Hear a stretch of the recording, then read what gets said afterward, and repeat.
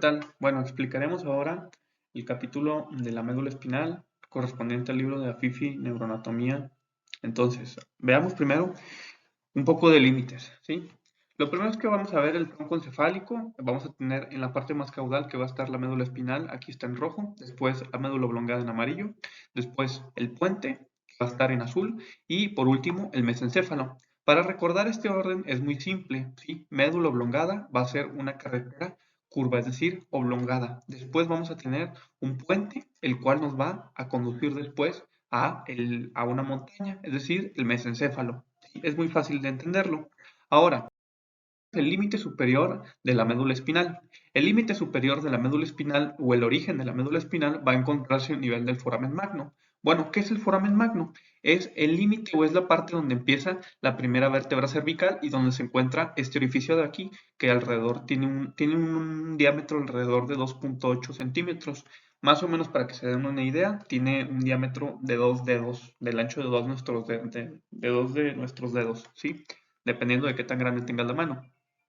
Entonces, en esta imagen de la izquierda tenemos una vista superior de la base del cráneo y aquí está el foramen magno. Y esta es una resonancia magnética en la cual vamos a tener, en esta línea discontinua, va a apreciarse dónde es que inicia la médula espinal y aquí tenemos las vértebras enumeradas, ¿sí? Más arriba aquí debe de estar la vértebra C1, es decir, cervical número 1. Y aquí vamos a tener dónde es que empieza la médula espinal.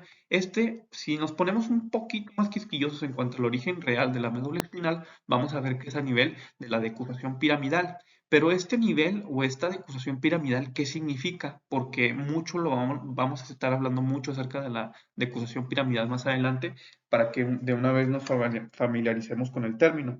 Entonces, decusación piramidal va a ser nada más y nada menos que lo que nosotros llamamos coloquialmente como el dominio de los hemisferios. Si hemos escuchado hablar que el lado derecho del cerebro controla el lado izquierdo del cuerpo y el lado izquierdo del cerebro controla el lado derecho del cuerpo. Bueno, es aquí donde sucede ese cambio, esa decusación, por eso se le denomina así, decusar, es decir, cruzar. ¿Ok? Pero esta es un origen que no es un tanto real o sumamente anatómica. ¿Por qué? Porque la decusación piramidal puede medir un poco más, puede medir un poco menos, y es una variante anatómica que se puede presentar en muchas personas, que sea un poco más grande o que sea un poco más pequeño, ¿sí? Ahora, ya vimos el origen superior de la médula espinal, ¿sí? Entonces, el límite inferior, como por así decirlo, va a ser a nivel lumbar, ¿sí? Es decir, lo que nosotros llamamos espalda baja, y se va a encontrar a nivel de L1, L2, como lo vemos aquí, ¿sí? La vértebra lumbar número 1 y la vértebra lumbar número 2. Entonces, ahora hablemos de la forma de la médula espinal. El libro hace referencia a esto. La médula espinal tiene forma oval en las intumescencias y estas intumescencias que van a ser el plexo braquial y el plexo lumbosacro. Es decir, el plexo braquial se va a encontrar a nivel cervical, aquí lo tenemos, y el plexo lumbosacro se va a encontrar a este nivel. Entonces, si vemos esta imagen que es tomada de la FIFI, vamos a poder ver cómo es que se hace oval en algunas partes y es que pareciera tener forma cilíndrica en otras, ¿sí? Es decir, prácticamente en la región torácica va a tener una forma cilíndrica, mientras que en la región cervical y parte de la región lumbar y sacra va a tener una forma oval, y esto es debido a la sintomatología. Ahora, vamos a ver que la médula espinal se va a ir acortando conforme el humano o el embrión se va desarrollando. Y aquí vemos el número de semanas y cómo es que se va acortando la médula espinal. Más bien no se acorta, sino que la región dorsal del cuerpo, es decir, las vértebras crecen a un ritmo muy acelerado y después eso es lo que hace que deje atrás a la médula espinal y quede de una forma más pequeña, es decir, no quede correspondencia entre cada segmento medular, sino que quede una discrepancia vértebro-medular, es decir, vértebras y médula espinal. Y aquí vemos cómo es que conforme vamos desarrollándonos, se va alargando las vértebras, ¿ok? Vamos a ver también el límite inferior de la médula espinal, ya habíamos visto que es a nivel de L1, L2, ¿sí? Pero el límite real, vamos a ver que aquí va a ser el cono medular. El cono medular va a corresponder propiamente a la médula espinal, ¿sí? Y por eso se llama cono medular, así como Patricio, porque tiene esta forma, ¿sí? Como si fuera de cono. Después vamos a tener algo que se le llama cauda equina. La caudequina viene de un prefijo de un término que es como si se asemejara a la cola de un caballo. ¿Y cómo es la cola de un caballo? Que tiene un gran pelaje y muy largo, ¿no? Entonces, la caudequina van a ser todas estas raíces nerviosas que tenemos aquí y que van a recorrer un camino muy largo o un camino mediano desde su origen en la última parte del cono medular para poder llegar hasta su sitio de término, ¿sí? Esa caudequina van a ser nervios, ¿sí? Es decir, el sinónimo de caudequina son raíces nerviosas. Después tenemos el filum terminal. ¿Sí? El filum terminal, vamos a ver que se le conoce como filum terminal y tiene dos partes, ¿sí? Es decir, un filum terminal superior y un filum terminal inferior, ¿sí? Entonces, el filum terminal es como los cables que sostienen a los puentes colgantes, ¿va? Entonces, va desde que inicia el cono medular hasta la segunda vértebra coccigia y se le divide en dos partes y esto es debido a su constitución. En la parte superior tiene pia madre y a esta parte se le conoce como filum terminal interno o porción pial, ¿sí? La parte superior del filum terminal, más o menos de aquí a acá. Y después, en la parte inferior ya solo cuenta con dura madre, y esto es hasta llegar a la segunda vértebra coccigia para poder fijarse ahí, y a esta segunda mitad se le conoce como filum terminal externo. Entonces, de aquí para acá, filum terminal externo o porción dural. Bueno, y ahora sí vimos esas partes de la médula espinal en su límite inferior. Un poco de los ligamentos y de las propias vértebras en sí antes de pasar a la médula espinal como tal. ¿Sí? Entonces, vamos a hablar siempre de que las vértebras van a ser de dos tipos, vértebras típicas y vértebras atípicas, ¿sí? Entonces, ahorita solamente vamos a hablar de las vértebras típicas. Las vértebras típicas van a tener un cuerpo y van a tener un arco, ¿sí? Tenemos una vértebra como si estuviera desarmada, así como si fueran piezas de Lego. Aquí vamos a tener una vista lateral y una vista superior, ¿sí? Entonces, esta es una vista lateral de una vértebra torácica y esta es una vista superior de una vértebra lumbar. Ahora, vamos a ver primero el cuerpo, ¿sí? El cuerpo es esto que está señalado aquí en rojo, ¿sí? Entonces, el cuerpo es la parte más anterior de las vértebras, es decir, va a ser lo que va a estar en más cercanía con las vísceras, por así decirlo, ¿sí? Entonces, el cuerpo va a ser solamente esta parte de aquí. Y como vamos a ver, tenemos que estar conformado por ¿qué? Una parte que es hueso duro y una parte que es hueso esponjoso. Entonces, sobre el cuerpo va a estar aplicado el disco intervertebral, ¿sí? Y el disco intervertebral va a tener dos partes a su vez. Va a tener un anillo fibroso y un centro gelatinoso, ¿sí? Así como los chicles. Entonces, el anillo fibroso, como su nombre lo dice, está constituido en su mayoría por fibras, ¿sí? Ese anillo fibroso va a ser sumamente duro, pero a la vez va a ser un poco expandible, mientras que el centro gelatinoso, ¿sí? O el núcleo pulposo va a ser formado en su mayoría por agua, ¿ok? Entonces, si vemos, se aplica sobre el cuerpo vertebral el disco intervertebral, ¿sí? Y este disco intervertebral va a servir como cojinete, va a servir como un medio de amortiguación para que no choque hueso con hueso, ¿va? Ahora, tenemos el arco. El arco es toda esta parte de aquí. El arco es todo lo que no es cuerpo. Entonces, el arco vamos a tener que tiene varias partes. La primera va a ser el pedículo. El pedículo va a ser lo más anterior del arco y va a estar aplicado sobre el cuerpo de la vértebra, pero a su vez va a formar la parte lateral del canal vertebral, que este es el canal vertebral que tenemos aquí que les estoy señalando. Entonces, los pedículos van a ser dos por vértebras, ¿ok? Después tenemos la lámina. La lámina es una sola por vértebra y va a formar el límite posterior del canal vertebral. Recordemos que esta es la parte anterior y recordemos que esto es posterior, ¿sí? Entonces, la lámina va a encontrarse en esta área de aquí.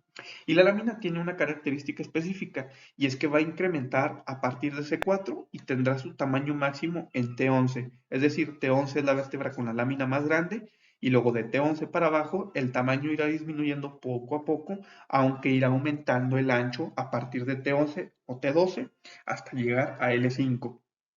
Y luego C7 es la vértebra que va a tener la lámina más gruesa de todas. Ahora, pasemos a las apófisis transversas o apófisis laterales o procesos laterales. Van a ser estas de aquí y van a estar aplicados de forma lateral, van a ser dos por cada vértebra que existe.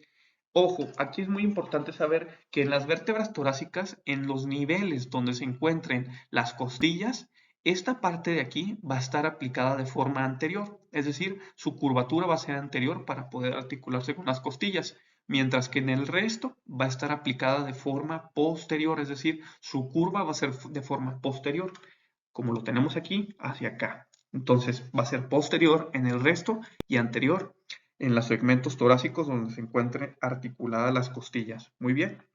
Ahora, vamos a tener a las apófisis espinosas. Las apófisis espinosas van a ser solamente una por cada vértebra, ¿ok?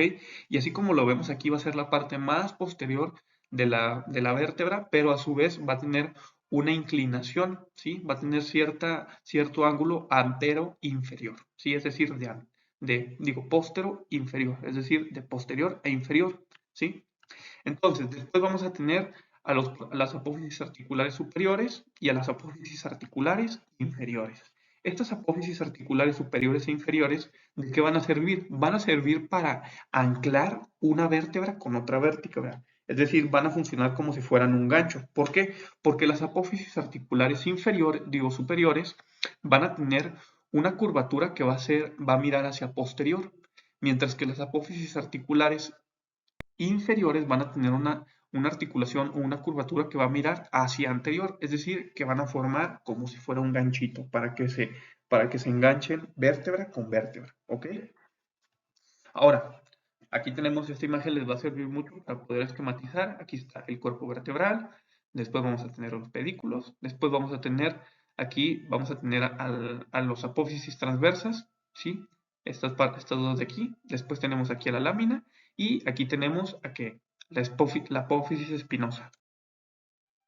Ahora, pasemos a los ligamentos propios de las vértebras. Los ligamentos propios de las vértebras van a ser el ligamento longitudinal anterior, el ligamento longitudinal posterior, el ligamento amarillo, el ligamento interespinoso, el ligamento supraespinoso y el ligamento intertransverso, ¿ok? Entonces, vamos a ir analizando uno por uno. El ligamento longitudinal anterior va a estar aplicado en la cara anterior de la vértebra en su porción o en su cuerpo, ¿sí? Es decir, va a estar aplicado en la parte anterior del cuerpo de la vértebra, así como lo vemos aquí. Después vamos a tener el ligamento longitudinal posterior, el cual va a estar aplicado en la cara posterior del cuerpo vertebral, pero a su vez, también la segunda referencia anatómica que tenemos es que va a estar aplicado en la cara anterior del canal vertebral, ¿sí? O del canal medular. ¿Ok? Entonces después tenemos al ligamento amarillo. El ligamento amarillo también va a estar ahí, va a estar formándose o va a estar incrustado en el foramen vertebral, digo, en el conducto vertebral, disculpen. Entonces, después vamos a tener el ligamento interespinoso. El ligamento interespinoso, bueno, aquí, ¿cómo es que vamos a poder reconocer al ligamento interespinoso? Entonces, van a ser que las apófisis espinosas van a unirse gracias a los ligamentos supraespinosos. Y esto va desde cada vértebra, va desde cada vértice, es decir, la punta de cada apófisis. Y es relevante saber que van desde C7 hasta el sacro. Entonces, la unión entre apófisis transversas es por los ligamentos intertransversos. Aquí tenemos una vista anterior y aquí vemos cómo es que están las apófisis transversas y aquí están los ligamentos intertransversos, ¿sí? Cómo es que están uniendo a las apófisis. Mientras que tanto el interespinoso como el supraespinoso se van a encargar de unir a las apófisis espinosas. Y la diferencia entre el interespinoso y el supraespinoso es que el interespinoso va a unir cada apófisis espinosa de cada vértebra, es decir, por decirlo así, el cuerpo de cada apófisis espinosa. Mientras que el ligamento interespinoso, como lo vemos aquí en la imagen, es un ligamento que es continuo y va a unir el vértice de cada apófisis espinosa, es decir, la puntita de cada apófisis espinosa. ¿Va? Ahora pasemos a los ligamentos de la médula. Pero antes de ver los ligamentos de la médula, es importante saber la anatomía macroscópica de la médula espinal. Entonces, la anatomía macroscópica de la médula espinal, vamos a tener que esta es una imagen del néter, y si le hacemos un zoom a esta parte de aquí, vamos a tener que aquí está una imagen que sale en la FIFI, ¿sí? Entonces, esta parte que está señalada en roja, vamos a ver que es la fisura ventral o anterior. Después, vamos a tener a una fisura que va a ser el surco ventrolateral o anterolateral, ¿sí? Después vamos a tener que va a haber un tabique mediano dorsal, ¿sí? Que es posterior, y es esta parte de aquí. Después vamos a tener, así como en la parte anterior, vamos a tener un tabique intermedio dorsal o posterior, ¿sí? Y ahora sí, pasemos a la sustancia gris. La sustancia gris está en el centro, y es esto que está en azul un poco más fuerte. Entonces, la sustancia gris la vamos a dividir en muchas partes. Eso lo vamos a ver más adelante en anatomía microscópica, ¿sí? Entonces, la parte anterior se va a llamar asta anterior. ¿Por qué? Porque la sustancia gris se va a dividir en astas. Un asta anterior y un asta posterior. El asta posterior va a originar a la raíz nerviosa posterior, pero también el asta anterior va a originar a la raíz nerviosa anterior, ¿sí? Entonces, vamos a ver que la raíz nerviosa posterior va a ser aferente, es decir, va a recibir aferencias, el asta posterior va a recibir aferencias del nervio posterior. ¿Y esto a qué hace referencia? Bueno, aferencia va a significar que envía estímulos sensitivos, mientras que la parte anterior va a enviar eferencias, es decir, que envía estímulos sensitivos. Por una forma más fácil de poder entenderlo es que el asta anterior va a ser motora y el asta posterior va a ser sensitiva. Entonces aquí vemos cómo es que las cosas vienen. Por ejemplo, un estímulo sensitivo viene y viaja por todo el nervio espinal y se une a la raíz posterior para poder llegar al asta posterior. Es decir, esa es una aferencia. ¿Y cómo se lo pueden memorizar o cómo podemos entender esto? Bueno, con la mnemotecnia de Dave. ¿Sí? Dave de dorsal es aferente, mientras que ventral es eferente. ¿Sí? Es muy fácil recordarlo con esto. Ahora, pasemos a la zona de Friedrich-Steiner. ¿Sí? Esta zona de Friedrich-Steiner va a estar localizada en esta área de aquí, pero hagámosle un poquito más de zoom. Esta zona de Friedrich-Steiner va a estar en esta parte específica. ¿Y por qué es importante esta zona de Friedrich-Steiner? Esta zona de Friedrich-Steiner va a estar localizada. ¿Por qué o cuál va a ser el motivo, el sustrato anatómico de esta zona? Bueno, es que en esta parte de aquí se pasa de un tipo de mielina a otro tipo de mielina. Es decir, pasamos de tener oligodendrocitos a tener células de Schwann, ¿sí? Entonces, vamos a ver aquí, por ejemplo, en micrografías o vamos a tener tinciones histológicas, cómo es que pasamos de esta zona de aquí a esta zona de acá. También lo tenemos en esta parte de aquí, cómo es que tenemos las células de Schwann y cómo es que tenemos oligodendrocitos.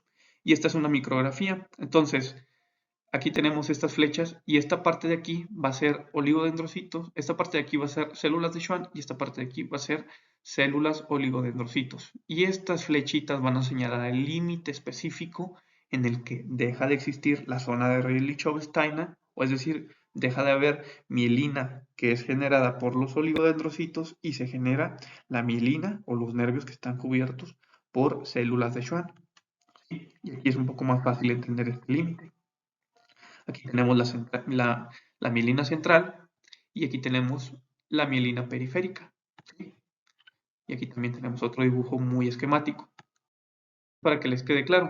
Entonces, ¿cuál es la importancia de esa zona de Redlich-Steiner? Bueno, la importancia de esa zona de Redlich-Steiner va a ser que, como hemos visto en otros tipos de tejidos, es que las zonas de transición van a ser las más propensas a sufrir de cambios celulares que causen el desarrollo de tumefacciones, ¿sí? Y en el sistema nervioso, los dos tipos de tumores principales que van a existir va a ser, el primero es el meningioma, que es el más común, y ese va a surgir de las meninges, pero el segundo más común van a ser los famosos schwannomas, ¿sí? Schwann, de células de Schwann, ¿sí? Entonces, eso hace referencia al tipo de célula, ¿no? Pero hay tres tipos de schwannomas.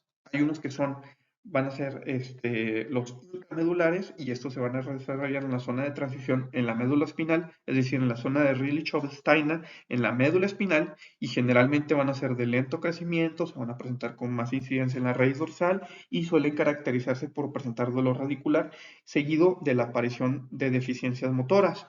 En la imagen de la derecha vemos cómo es que presiona aquí, en esta imagen de aquí, cómo es que presiona o empuja la médula espinal.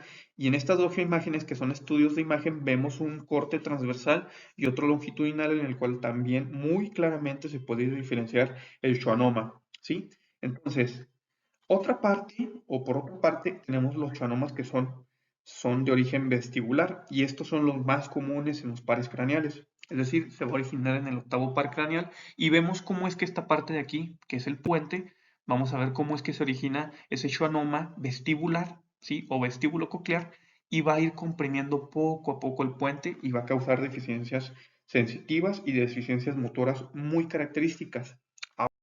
Terminamos de eso, vamos a ver el famosísimo ligamento dentado. ¿Sí? Ligamento dentado, como lo hemos visto, o como ya se lo señalaron en el libro, vamos a ver que fue descrito por primera vez por Johann Jacob Haber, y estos ligamentos son extensiones de la pía madre, la cual es una parte de las meninges. ¿Sí? Más adelante estudiaremos esto. Entonces, estos ligamentos se encuentran entre la raíz anterior y la raíz posterior, es decir, en medio de los nervios espinales. ¿Sí? Entonces, en total tenemos de 20 a 21 pares de ligamentos. Eso significa que en total tenemos de 40 a 42 ligamentos distribuidos a lo largo de toda la médula espinal. Y el primer ligamento dentado se va a encontrar de forma intracraneal, así como lo vemos aquí. Entonces, el primer ligamento dentado se encuentra de forma intracraneal, ¿sí? Y ese ligamento dentado se va a encontrar en el foramen magno, ¿ok?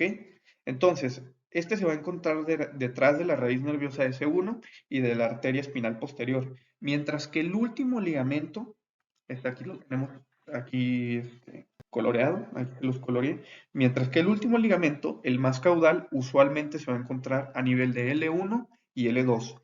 Y si se acuerdan que estaba a nivel de L1 y L2, bueno, estaba el límite inferior de la médula espinal, ¿ok? Entonces, una de las funciones de los ligamentos dentados es que van a dividir el espacio subdural en anterior y posterior y sus respectivas raíces nerviosas. Y otra característica especial de los ligamentos dentados es que su distribución no es regular y uniforme, sino que a veces se puede encontrar ausente, unilateral o bilateral. Es decir, podemos encontrar solamente un ligamento dentado en una zona vertebral o podemos encontrar dos ligamentos dentados en una zona específica de la médula espinal o de las vértebras.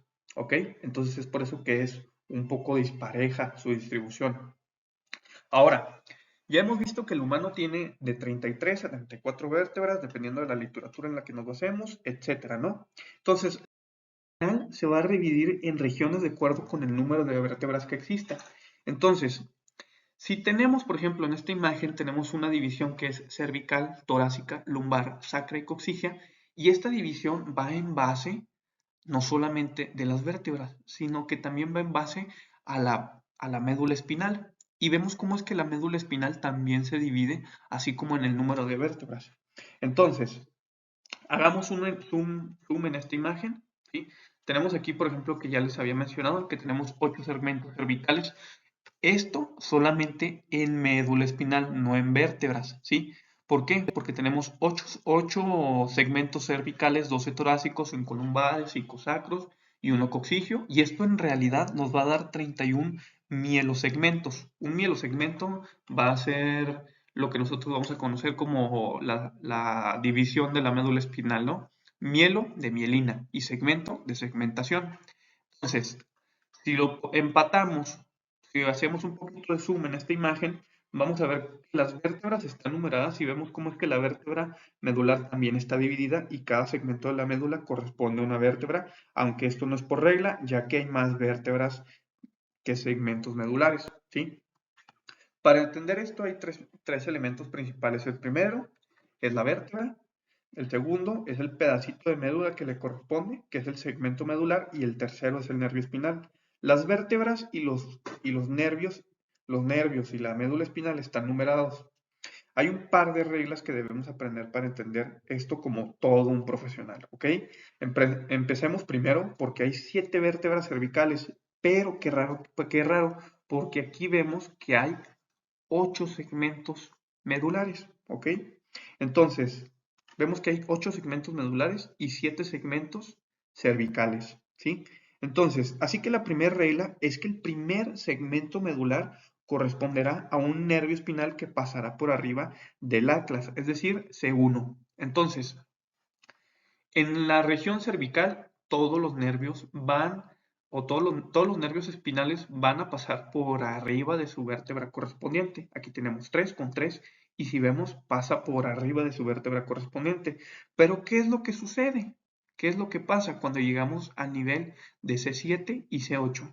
Bueno, cuando llegamos a C8, esta es una excepción. ¿Por qué? Porque aquí pasa abajo de C7. No tenemos una octava vértebra, pero sí tenemos un octavo segmento medular, ¿ok?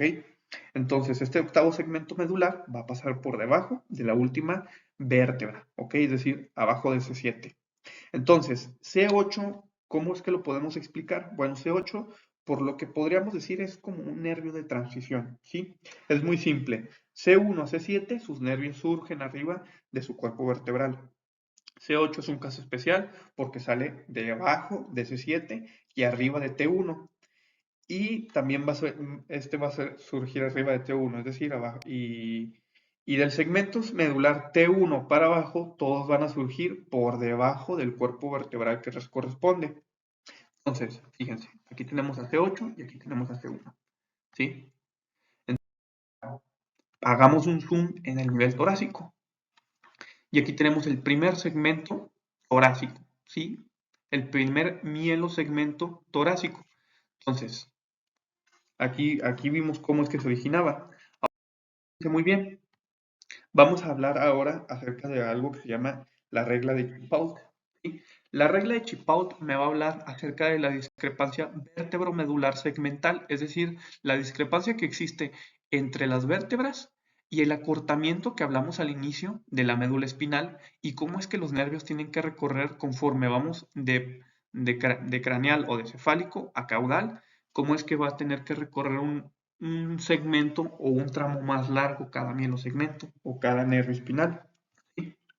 Entonces aquí vemos que tenemos 31 mielosegmentos versus las 33 o 34 vértebras que tenemos en todo el dorso. Entonces, ¿qué pasa aquí? Esta es una discrepancia vértebro-medular segmental. Si se fijan, tenemos en las vértebras tenemos 7 cervicales, mientras que tenemos 8 segmentos medulares, 12 torácicos, 5 lumbares, 5 sacros. Pero, ¿qué es lo que pasa a nivel coxigio? Tenemos de 4 a 5 vértebras coxigias, pero a nivel de los mielosegmentos solamente tenemos un segmento que va a corresponder al coxis, ¿ok? Entonces, Paul sirve para poder saber a qué nivel de una apófisis espinosa, de una vértebra, si tocamos una apófisis espinosa de cualquier vértebra, vamos a poder saber qué segmento medular se encuentra en esa área en específico, ¿ok? Y aquí vemos cómo es que en las cervicales solamente le vamos a sumar 1. Entonces aquí vemos que, por ejemplo, tenemos C1, vamos a sumarle 1, ¿sí? Aquí, por ejemplo, tenemos la apófisis espinosa de C5, le vamos a sumar C1, la vamos a sumar 1, entonces nos va a dar el segmento medular número 6, y como lo vemos, aquí está el segmento medular número 6. Entonces, si se fijan, aquí debería estar el segmento medular C5, pero no corresponde con la vértebra, sino que a nivel de la quinta vértebra va a estar el sexto segmento medular, ¿ok? Y eso sucede conforme vamos bajando y bajando, ¿ok? Ahora, pasemos a los 3 niveles de discrepancia vertebromedular segmental. Entonces, los 3 niveles de discrepancia vertebromedular segmental van a ser el primero, el medular, va a ser este de aquí, ¿sí? Después vamos a tener el vertebral, que va a corresponder al cuerpo, y el arco, es decir, la apófisis espinosa de la vértebra. Después vamos a tener a nivel del nervio espinal. Es decir, estas 3 partes de aquí, ahí existen una discrepancia, es decir, no corresponden esas 3. Entonces, hagamos un pequeño ejercicio. Por ejemplo, en base a esta tabla, vamos a ver que si, por ejemplo, a nivel torácico superior, vamos a sumarle 2 a la vértebra que escojamos.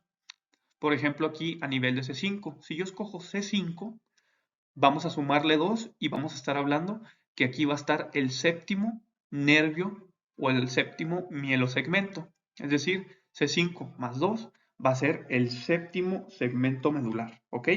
Entonces, aquí lo importante es saber que se va a dividir la región torácica en dos, una superior y una inferior. Entonces, la región torácica superior va a ser de T1 a T6 y a partir de la región torácica inferior va a ser de T7 a T9 y una vez después de T9 vamos a ver que T10, T11 y T12 van a corresponder o van a corresponder a distintos segmentos medulares porque se va haciendo a su vez más pequeña la médula espinal en esas regiones.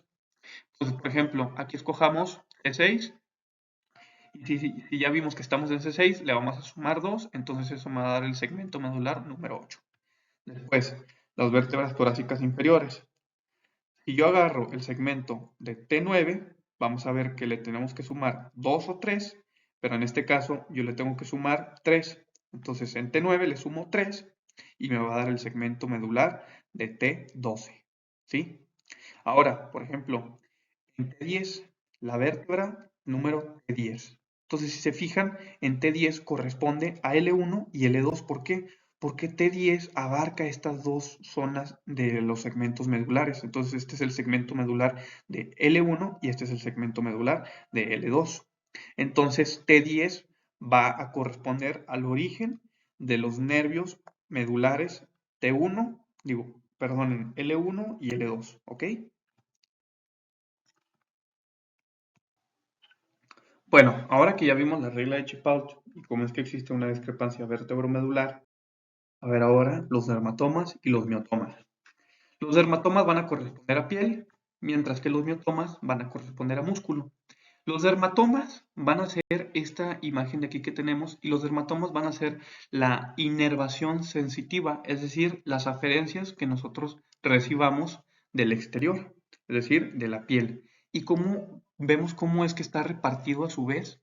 Aquí es una imagen un poco más fácil de entender. Es más difícil entender la primera imagen o memorizársela, pero si lo viéramos así como si fuera esta imagen que está recostado el ciclista, vamos a poder identificar claramente cuál segmento de la piel o cuál segmento del cuerpo corresponde a qué segmento medular o espinal, ¿sí?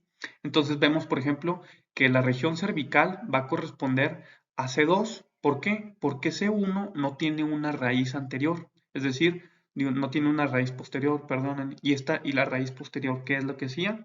Recibía aferencias sensitivas. Entonces, como no existe en el nivel C1 una raíz posterior, es decir, que se encargue de recibir aferencias, la raíz que se va a encargar de eso va a ser C2, ¿sí? Entonces, vemos aquí, por ejemplo, que la región posterior del cráneo va a estar inervada por C2, luego C3, C4, C5, etc. Así es como nos vamos a ir dividiendo poco a poco. Lo importante aquí, por ejemplo, es memorizarse la palma de la mano, ¿sí? Esta es una vista anterior o en una posición anatómica y vemos cómo es que está C7, C6 y C8. Lo importante siempre es recordar que C6 va a estar del lado del pulgar y va a incluir tanto al pulgar como al índice. Entonces, si se fijan, es como en orden matemático o en orden ascendente. Le vamos sumando 1 a 1, ¿ok?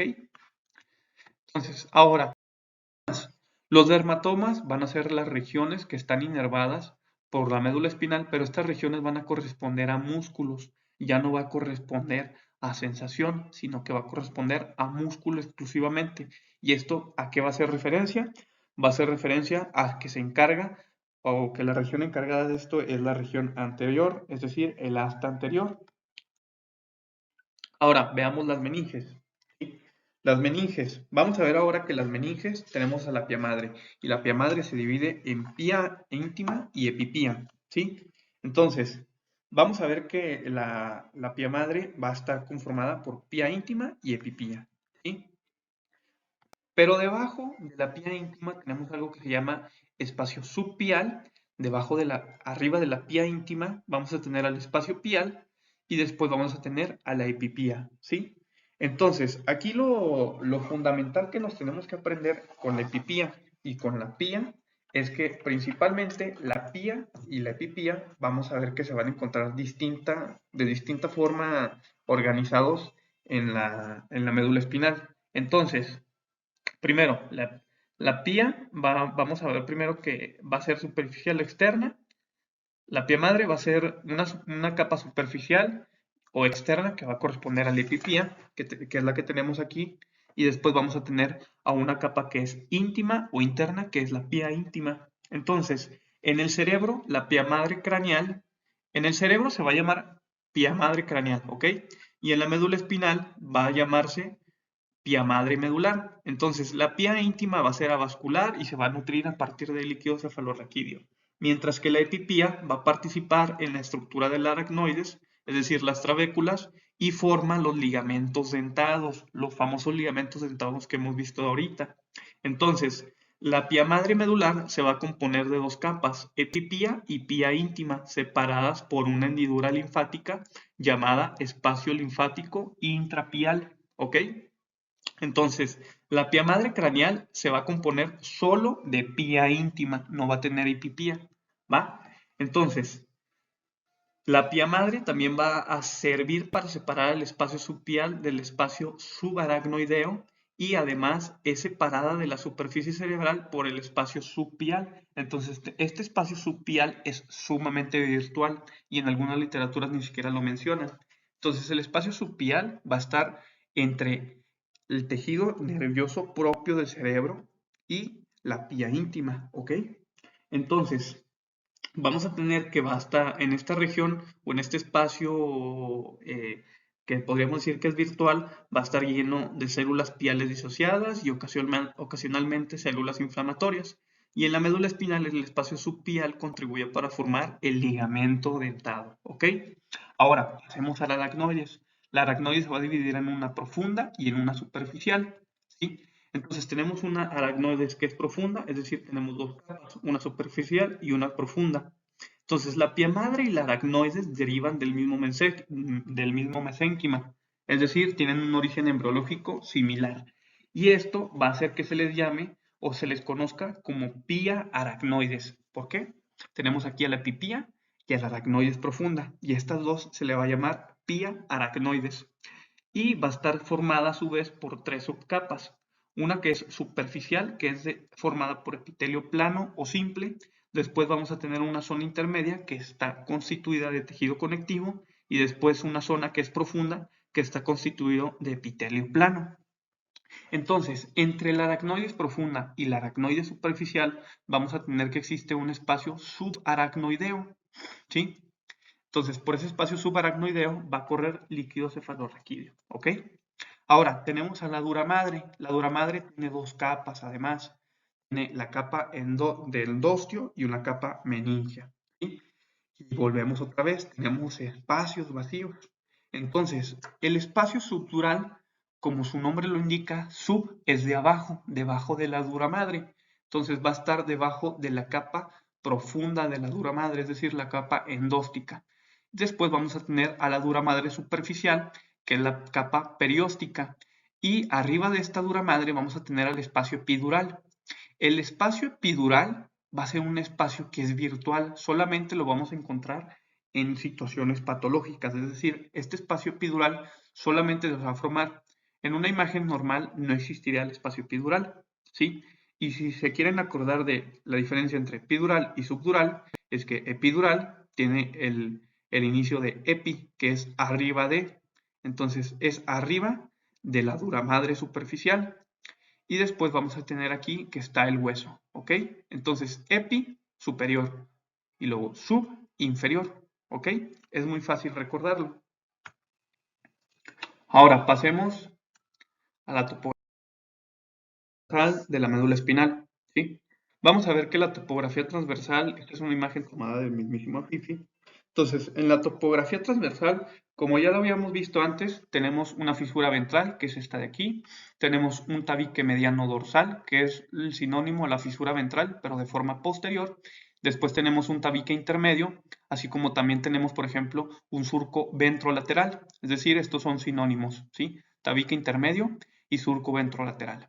Después vamos a tener también, por ejemplo, que tenemos a la sustancia blanca dividida en tres regiones distintas, es decir, un funículo posterior, un funículo lateral y un funículo anterior, ¿sí? Entonces, estos funículos, ¿de qué o cómo es que están divididos? Bueno, están divididos por los surcos y por los tabiques, ¿sí? Entonces, estos surcos va a ser uno ventrolateral y el surco ventrolateral va a formar la región del funículo anterior, que es esta parte de aquí, y la región del funículo lateral.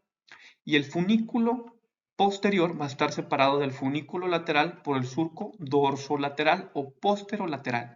Entonces, si se fijan, tenemos tres surcos distintos en la parte posterior de la médula espinal. Vamos a tener el tabique mediano, después uno intermedio y después uno dorsolateral, que es el más lateral de todos, ¿sí? Entonces, mediano, intermedio y dorsolateral, ¿ok? Entonces, el tabique intermedio, ¿qué es lo que va a generar? Va a separar a la región posterior en dos partes distintas. La va a dividir en fascículo del grácil y fascículo del cuneiforme, ¿sí? Cuneatus y gracilis, o columna de Gol y Bordage, ¿va? Entonces, la médula espinal va a estar conformada de sustancia gris y sustancia blanca. Entonces, la sustancia gris va a tener una forma de H o de mariposa. Si se fijan, tiene cierta similitud. Entonces, como ya habíamos visto antes, la sustancia gris va a estar dividida en asta anterior y en asta posterior, ¿ok? Entonces, vamos a ver después que la asta posterior y el asta anterior van a estar conformados a su vez o van a estar divididos en una cabeza, en un cuello y una base. La cabeza va a corresponder a las tres primeras láminas, el cuello a las 12, a la lámina número 4 y a la quinta lámina, y la base del asta posterior va a corresponder a la sexta lámina, ¿ok? Entonces, si se fijan, vamos a tener aquí esto.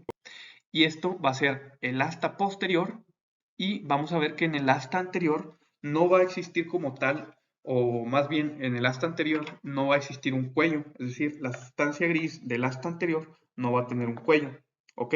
Solamente tiene cabeza y base.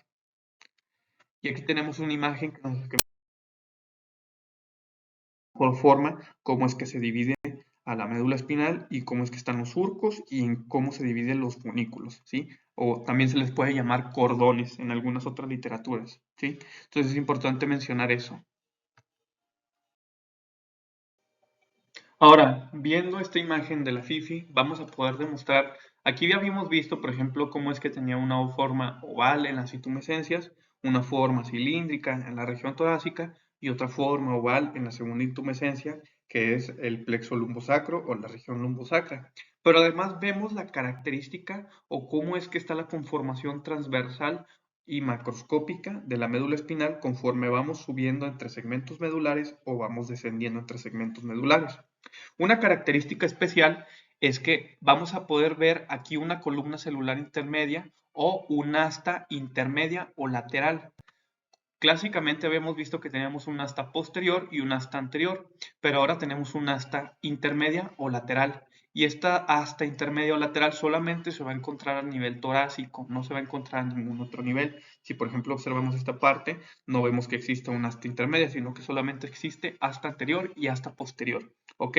Y esta asta intermedia va a corresponder con el sistema simpático. ¿Por qué? Porque en esta asta intermedia se va a encontrar el sistema simpático, ¿ok? Ay, disculpen. Entonces, vamos a tener que estar el sistema simpático aquí. Ahora, si observamos algo más, vamos a ver, por ejemplo, que la sustancia gris va a ir aumentando conforme nosotros vamos bajando en segmentos medulares y la sustancia blanca, es decir, esta parte de aquí, va a ir aumentando en tamaño. Es decir, por ejemplo, en la porción S3 vamos a ver que la sustancia gris es más grande que la sustancia blanca, pero si vamos ascendiendo van aumentando el número de axones. Entonces es importante recordar que sustancia gris va a ser correspondiente a a somas neuronales, mientras que la sustancia blanca van a ser axones. Y aquí lo vemos representado, ¿sí? Entonces, ¿cómo es que va en aumento la proporción de axones descendentes y ascendentes conforme nosotros vamos yéndonos hacia cefálico y cómo es que va aumentando la proporción de sustancia gris cuando nosotros vamos descendiendo, ¿ok? Y aquí es, por ejemplo, como vemos en imágenes tomadas de, si no mal recuerdo, del Haines. Entonces vemos aquí una tomografía computarizada de un mielograma y cómo es que va aumentando el número de sustancia gris, ¿sí? y cómo es que va disminuyendo la sustancia gris mientras nosotros vamos subiendo, ¿ok? Vamos a la anatomía microscópica. Vamos a analizar la sustancia gris, ¿sí? La sustancia gris, vamos a ver que se divide en una terminología que era la terminología antigua y en una terminología que es la de Rexet o la moderna, ¿ok? Entonces, en la terminología antigua, vamos a ver que se va a dividir la sustancia gris en 4 zonas, ¿ok? Va a ser una asta dorsal, una zona intermedia o un asta intermedio lateral, una asta ventral y una zona intermedia, ¿ok? Entonces, asta dorsal, zona intermedia, después tenemos una asta ventral y esta casi nunca se toma, que es la zona ependimaria, ¿ok? Entonces, por ejemplo, en el asta dorsal, ¿sí? En el asta dorsal vamos a tener que se encuentra el núcleo posteromarginal, la sustancia gelatinosa y el núcleo propio, o también se le puede denominar el central del asta posterior o la cabeza de Waldeyer. Después tenemos el asta intermedio lateral, que va a ser correspondiente al sistema simpático. Después tenemos el asta ventral, que son neuronas motoras. Y después tenemos una zona intermedia, la cual va a corresponder al núcleo dorsal de Clark y va a contener también interneuronas, ¿ok? Es un poco pasada, pero con esta se ejemplifica muy bien. Vemos cómo es que en el asta dorsal corresponden estos 3 núcleos. Después tenemos en la zona intermedia, vamos a ver cómo es que está localizado la columna o el núcleo dorsal de Clark. Después tenemos una asta intermedio lateral que se va a relacionar con el núcleo dorsal o la columna dorsal de Clark, que si recordamos tenía que ver con el sistema simpático. Y después vamos a tener una asta intermedio lateral, que era esta, y también una asta ventral, que es motora, ¿ok? Entonces, vamos a ver, por ejemplo, que el dolor agudo va a corresponder al núcleo póstero-marginal y a la sustancia gelatinosa, es decir, a estas dos áreas de aquí. La sustancia gelatinosa y el núcleo póstero-marginal corresponden al dolor agudo. Después, el núcleo dorsal de Clark, hay que aclarar algo porque eso no lo aclara el libro, y es que el núcleo dorsal de Clark se origina en el asta posterior y solamente se origina en los segmentos C8 a L1, es decir, desde C8 a L1 solamente vamos a poder encontrar esta columna celular, ¿sí? Si nos vamos, por ejemplo, a C7, no vamos a encontrar la columna o el núcleo dorsal de Clark. O si nos vamos, por ejemplo, abajo de L1, no vamos a encontrar la columna o el núcleo celular de Clark. Y la segunda es que lleva información propioceptiva del miembro inferior y del tronco, ¿ok? Ahora, pasemos de Rexet. Esta fue descrita por primera vez por este caballero que se llamaba Rexet. Entonces, él la dividió en 10 láminas, ¿sí? La biología de Rexet divide a la médula espinal en su sustancia gris en 10 láminas distintas, ¿sí? Deja de llamarlo como teníamos antes en la terminología antigua, con astas y núcleos. Pero aún así se sigue utilizando ese tipo de terminología por algunos neuroanatomistas, ¿va? Entonces, veamos primera lámina, ¿sí? La primera lámina va a corresponder al núcleo marginal o el núcleo póstero-marginal o la cabeza de Waldeyer, que es esta parte de aquí. Y esta imagencita o esta parte de aquí va a corresponder a un núcleo o a un grupo celular que se encuentra en la primera lámina. Y esta primera lámina, lo que vamos a poder ver es que va a recibir estímulos nocivos y recibe axones del tracto espinotalámico contralateral, es decir, el extracto espinotalámico contralateral se va a relacionar con el dolor, ¿va? Después, la segunda lámina, la sustancia gelatinosa de Rolando, o también se le puede denominar como la compuerta del dolor. ¿Por qué? Porque aquí se va a encargar va a haber un grupo celular que se va a encargar de poder decir si un dolor va a entrar a nuestro sistema nervioso, es decir, si le vamos a poder hacer caso a ese tipo de dolor o lo va a negar, es decir, va a inhibir los estímulos o las aferencias que recibamos a la segunda lámina. Y esta segunda lámina, por eso se le denomina compuerta del dolor. Más adelante vamos a indagar un poco más acerca de esto, ¿no? Entonces, va a integrar información que proviene de la primera lámina. Si recordamos, por ejemplo, el dolor agudo, ¿de dónde venía?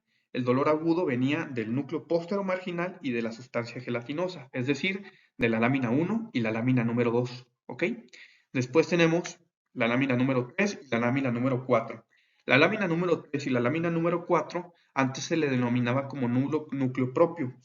Y este núcleo propio son dos grupos celulares distintos que antes se les juntaba o se les caracterizaba como uno, y va a ser uno posterior y uno anterior. Entonces el núcleo propio va a estar localizado en la lámina número 4 y en la lámina número 3.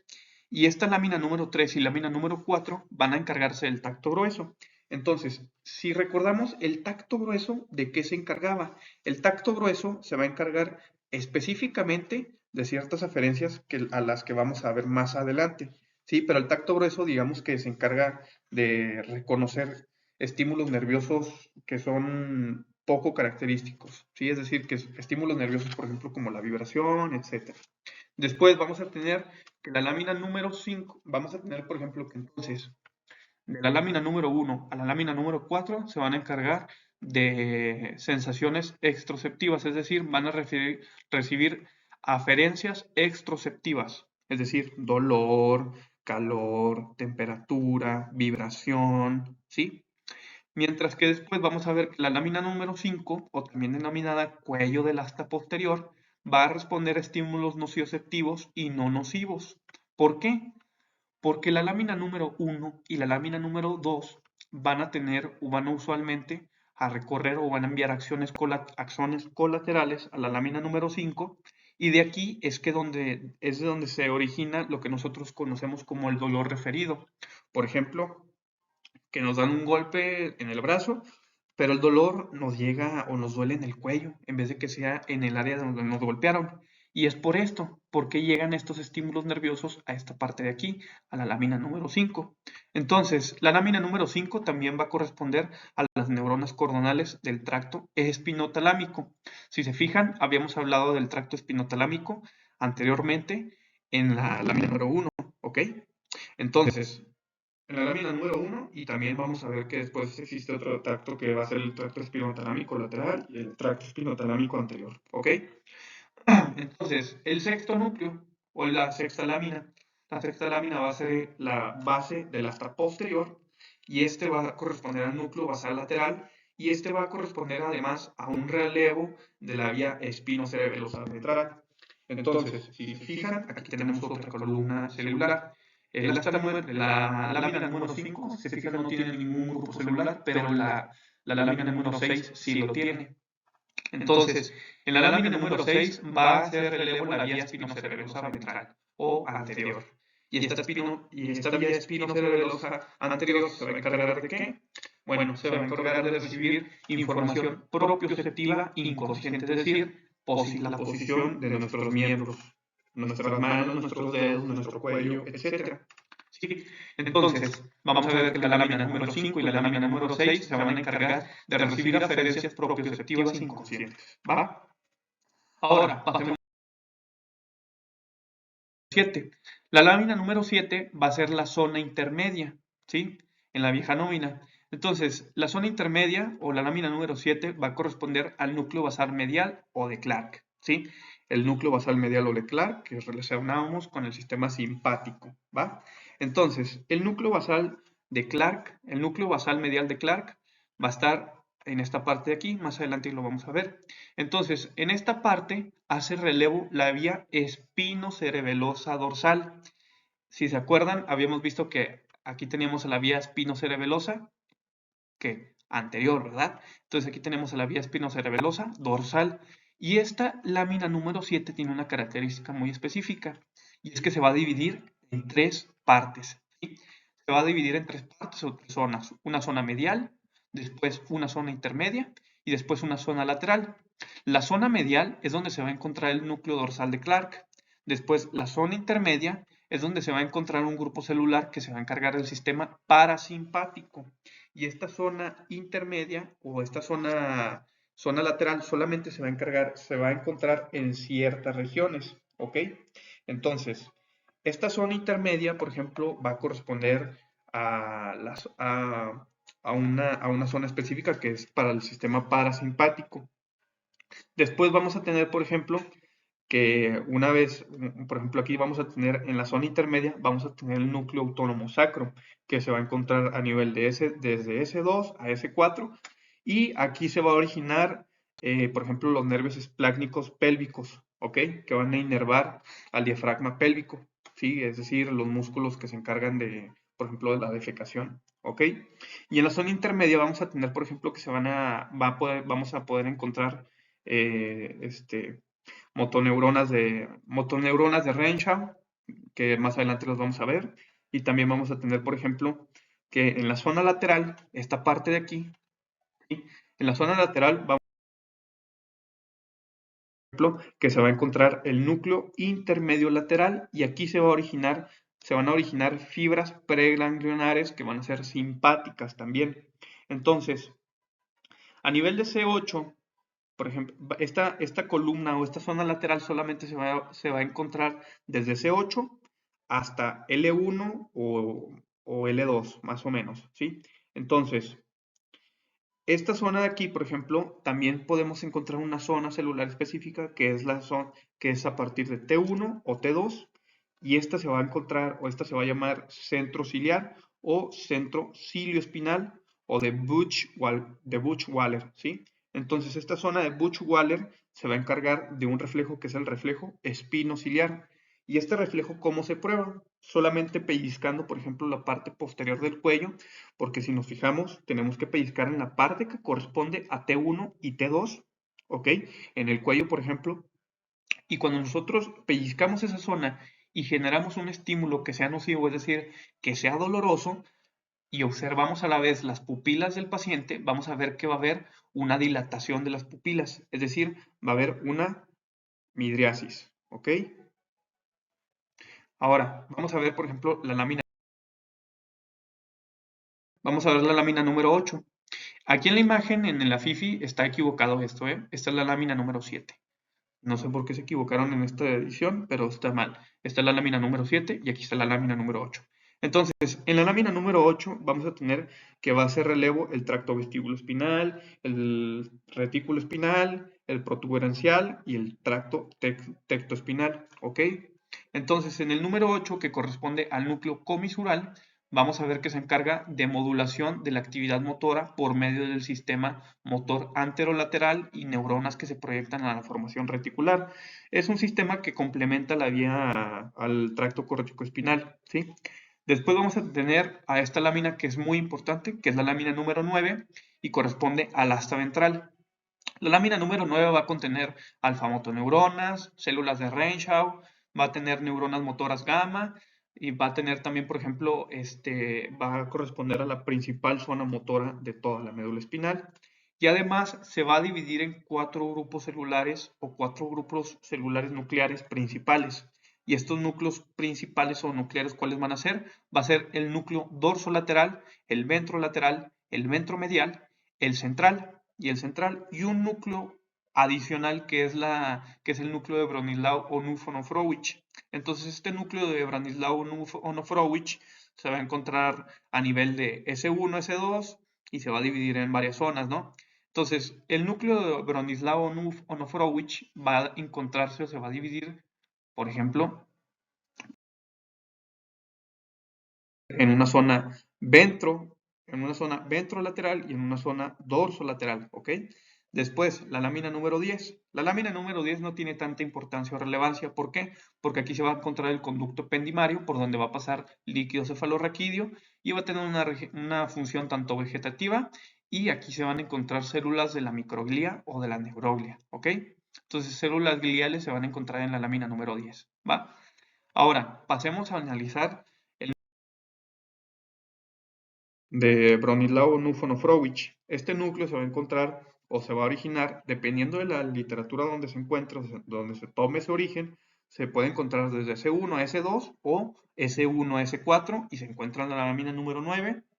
Como ya había dicho anteriormente, se va a dividir en una región, se va a dividir en una región que va a ser tanto dorso medial como ventrolateral.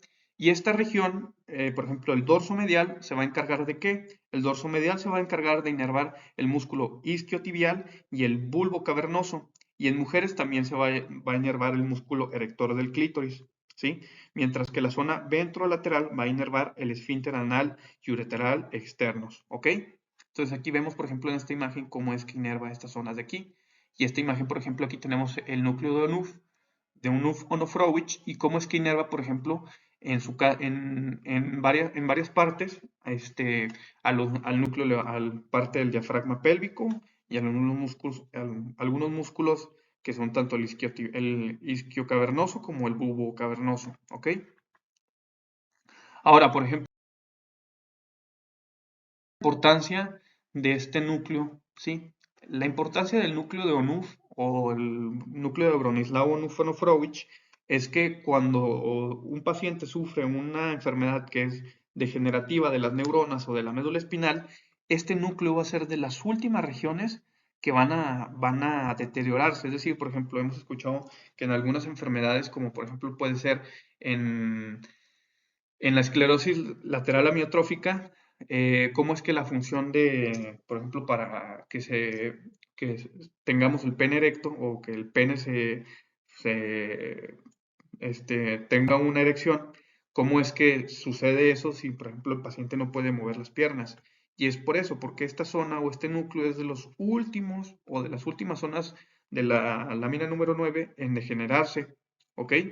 Y aquí vemos, por ejemplo, cómo es que en algunos padecimientos el núcleo de Onuf puede degenerarse antes que las motoneuronas de la lámina número 9 y cómo es que, por ejemplo, en algunos padecimientos aquí en el lado derecho, esta lámina número 9, las neuronas, o es decir, las motoneuronas se van a degenerar primero antes que el núcleo de Onuf, ¿ok? Ahora, también vamos a teníamos alfa-motoneuronas. Entonces, las alfa-motoneuronas, vamos a ver que va a haber de dos tipos, ¿sí? Que van a ser las tónicas y las fásicas. Las motoneuronas, que son las alfa-motoneuronas tónicas, van a corresponder con fibras de tipo 1 y algunas de fibras tipo 2. Y, y estas fibras de tipo 1 van a ser lentas, ¿sí? Es decir, van a generar una contracción tónica y que va a ser lenta o va a ser sostenida, mientras que las fibras básicas van a corresponder a fibras tipo 2A, es decir, rápidas. ¿Y qué es lo que van a generar? Van a generar una contracción muscular rápida y fuerte, ¿ok? Después vamos a tener, por ejemplo, ahora que de gamma motoneuronas. Van a estar las fibras estáticas, que van a corresponder con las fibras intrafusales de cadena nuclear, y las fibras dinámicas, que van a corresponder con fibras intrafusales de bolsa nuclear. Entonces, primero lo que tenemos que saber es qué es el uso muscular. El uso muscular va a ser esta zona de aquí. Se va a encontrar en el propio músculo, y el uso muscular corresponde a fibras musculares que se puede decir que hay dos tipos de fibras musculares: las extrafusales, que son estas de aquí, y las intrafusales. Las extrafusales va a ser toda la musculatura que tenemos nosotros, y las intrafusales van a ser alrededor de 5 o 9 tipos de fibras musculares que están modificadas, que son especiales, y son estas de aquí. Y hay de dos tipos: fibras en bolsa nuclear y fibras en cadena nuclear, ¿ok? Las fibras en cadena nuclear son estas de aquí, por eso se les denomina en cadena nuclear, porque sus núcleos están como si fueran cadenita, están seguidos, ¿ok? Mientras que las fibras intrafusales de bolsa nuclear van a ser estas de aquí y tienen como si fuera una concentración central de muchos núcleos. Entonces, las fibras en bolsa nuclear, vamos a ver que tienen una dilatación central donde está el núcleo y reciben la terminal de una fibra sensorial aferente primaria, pero además reciben eferencia de fibras gamas estáticas o dinámicas, que son estas de aquí. Entonces, también las fibras en cadena nuclear van a tener que la característica principal es que sus núcleos están dispuestos uno al lado del otro, así como lo vemos aquí en la imagen, ¿sí? Uno, uno, uno, es decir, uno al lado del otro, y reciben inervación de fibras aferentes primarias y secundarias. Además, reciben inervación de fibras gamma estáticas, es decir, las fibras estáticas, las fibras o las motoneuronas gamma estáticas, del tipo estáticas, van a inervar fibras intrafusales de cadena nuclear, mientras que las dinámicas, fibras intrafusales de bolsa nuclear, ¿ok? Y aquí esta es una imagen de la fibra. vemos cómo es que están las eferentes gamas y cómo es que inerva, por ejemplo, a la fibra que es en cadena nuclear, en esta parte de aquí, y en la bolsa nuclear, ¿ok? Entonces es fácil recordarlo esto. El libro lo explica un poco confuso, pero es fácil memorizárselo. Ahora, la división anatómica o la división microscópica de cómo es que están conformadas las motoneuronas de cada parte o de cada región del cuerpo. Vamos a ver que las motoneuronas que se encargan de inervar los músculos del tronco van a estar en una región más medial y conforme nosotros vamos haciéndolo lateral, vamos a ver que se va a encargar de la musculatura axial, es decir, de regiones, por ejemplo, como la mano, los brazos, las piernas, los dedos de los pies, etc. Entonces, medial va a corresponder a tronco, lateral va a corresponder a extremidades. Pero además, vamos a tener un eje, por ejemplo, este es el eje de las X y este va a ser el eje de las Y. Entonces, en este eje vamos a tener que entre más posterior se encuentre, se va a encargar de la musculatura flexora, por ejemplo, en este caso, los bíceps, tanto el braquial como el femoral. Pero conforme nos vamos yendo hacia anterior, vamos a ver que la musculatura se va a encargar de extender, es decir, va a ser musculatura extensora. Veámoslo como si fueran un ejemplo con nuestra mano.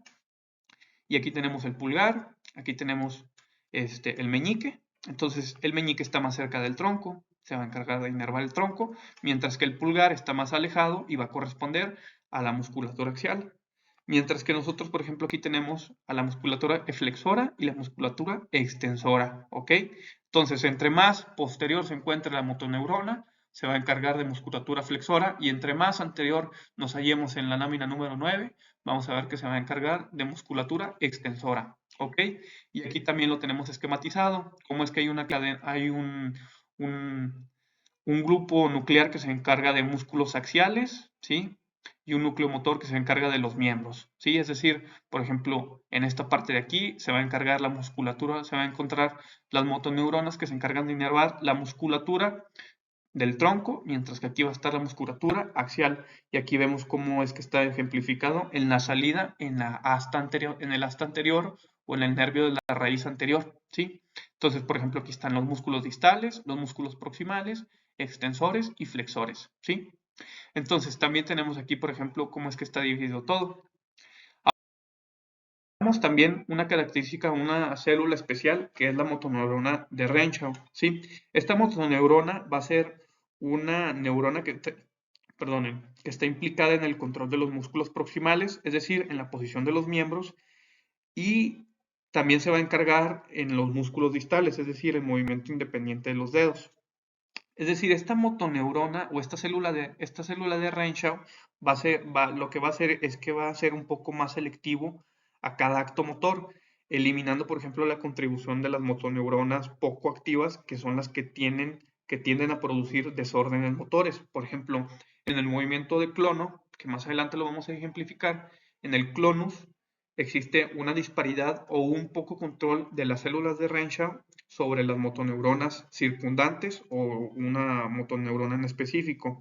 Entonces, las neuronas que reciben aferencias monosinápticas o homolaterales, es decir, del mismo lado, que de las inervadas por las células de Renshaw, son las alfa y las gamma motoneuronas, además de las interneuronas inhibitorias de tipo 1A y otras células de Renshaw. Es decir, las células de Renshaw van a inervar alfa motoneuronas, gamma motoneuronas, interneuronas inhibitorias tipo 1A y a otras propias células de Renshaw, ¿sí? Entonces, las células de Renshaw, ¿qué es lo que va a hacer? Va a generar un potencial inhibitorio que inhibe la inhibición de la interneurona inhibitoria del músculo antagonista. Ya sé que suena hasta trabalengua, pero lo que va a hacer es que la célula de Renshaw principalmente va a prevenir la estimulación del reflejo extensor cuando está inhibida la musculatura extensora, y esto, o sea, va a inhibir el reflejo extensor inhibiendo la musculatura extensora de los músculos flexores, es decir, cuando están activos. Es decir, cuando un músculo flexor está activo, por ejemplo, estamos haciendo pesas y estamos en el gimnasio y estamos entrenando bíceps braquial y estamos haciendo un movimiento de curl, es decir, que estamos jalando la mancuerna hacia nosotros, ¿qué es lo que va a pasar? En ese momento, la célula de Renshaw va a inhibir a cualquier reflejo que haga que se extienda mi músculo, es decir, que active los músculos antagonistas del bíceps braquial, es decir, va a inhibir al tríceps, ¿sí? Entonces, cuando nosotros estamos, por ejemplo, haciendo un movimiento de flexión, inhibe la musculatura que se encarga de extender. Y cuando nosotros estamos extendiendo, inhibe la musculatura que se encarga de flexionar. Entonces aquí vemos, por ejemplo, si tuviéramos inactivada una célula de Renshaw, ¿sí? Vamos a ver cómo es que la entrada de las motoneuronas, cómo es que la salida de las motoneuronas va a ser mayor, es decir, va a haber una mayor actividad motora. Pero esta actividad motora no va a reflejarse como, por ejemplo, mayor fuerza muscular o mayor tono muscular, sino a un desorden muscular o de coordinación, por así decirlo. Y volvemos al mismo ejemplo, el movimiento clonus. Y cuando están activadas las células de Renshaw, lo que hace es seleccionar específicamente cierto tipo de motoneuronas para que nuestro movimiento sea sumamente específico y sea sumamente didáctico. Es decir, por ejemplo, cuando nosotros movemos los dedos de las manos, las células de Renshaw se tienen que activar para hacer que nuestros movimientos sean muy finos. ¿Por qué? Porque si las células de Renshaw estuvieran desactivadas o no estuvieran activas, es decir, estuvieran inhibidas, es decir, la inhibición que causa la célula de Renshaw sobre una motoneurona o sobre una neurona inhibitoria, si estuviera inhibida esa célula de Renshaw, ¿qué es lo que sucedería? Habría un desorden motor. Entonces, por ejemplo, se generaría cierto temblor en nuestra mano y no podríamos hacer ciertas actividades que requieren de mucha delicadeza. Pasemos a algo muy específico y que es un extra que el libro no habla, que son las neuronas propioespinales. Las neuronas propioespinales se van a distinguir del resto de neuronas por su actividad neuronal y no por la longitud de sus axones. Es decir, no forman parte de los núcleos motores, ¿sí? Es decir, pero sí se proyectan a los núcleos motores y además no intervienen directamente en las respuestas motoras complejas. Segundo, sus axones se ascienden y descienden por la sustancia blanca, ¿ok? No es por la sustancia gris. En tercero, vamos a tener que una de sus funciones es la comunicación intersegmental y otra división es que se van a dividir en dos tipos de neuronas propioespinales, las que son propioespinales mediales y las que son propioespinales laterales. Entonces vamos a ver, por ejemplo, que existen axones mediales que van a ser largos y pueden recorrer toda la médula espinal, mientras que los axones laterales son cortos e interconectan pocos segmentos. Y aquí es lo que vemos, por ejemplo, un axón que es medial, cómo es que recorre toda la médula espinal, mientras que un axón que es lateral solamente va a estar en uno o dos segmentos recorriéndolo, ¿ok? Entonces, mediales van a ser a lo largo de toda la médula espinal, laterales solamente en algunos segmentos, ¿ok?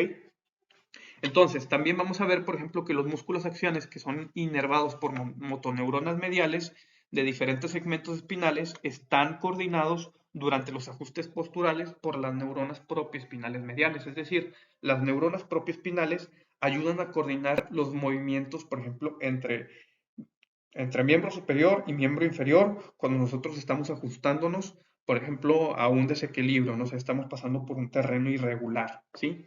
También las neuronas propioespinales laterales contactan con las neuronas encargadas del control de la musculatura distal de los miembros y además tienen una actividad un poco más independiente que la de los músculos posturales, ¿sí?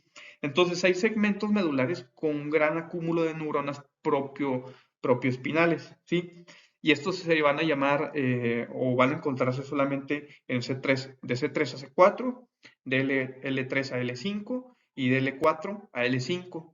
Y estos segmentos van a ser laterales, es decir, C3, C4, L3, L5, L4, L5 van a ser laterales, mientras que los mediales, que si nos acordamos, los mediales son largos, van a encontrarse de C3 a T11 y también se van a encontrar a nivel lumbosacro. Y estos van a ser centros generadores de patrones o centros de motores generadores de patrones. Por ejemplo, cuando nosotros caminamos, lo hacemos de forma autónoma o en algunos experimentos con animales se ha visto, por ejemplo, que si se hace una sección de la médula espinal a este nivel, el animal sigue, por ejemplo, sigue caminando o sigue moviendo las patitas traseras, pero las delanteras ya no. Y esto es, por ejemplo, si se hace un estímulo, no sé si se le pellizca, empieza a mover las patas solas, ¿sí? Sin que él lo accione propiamente dicho. Es decir, ¿por qué? Porque está seccionada la médula espinal.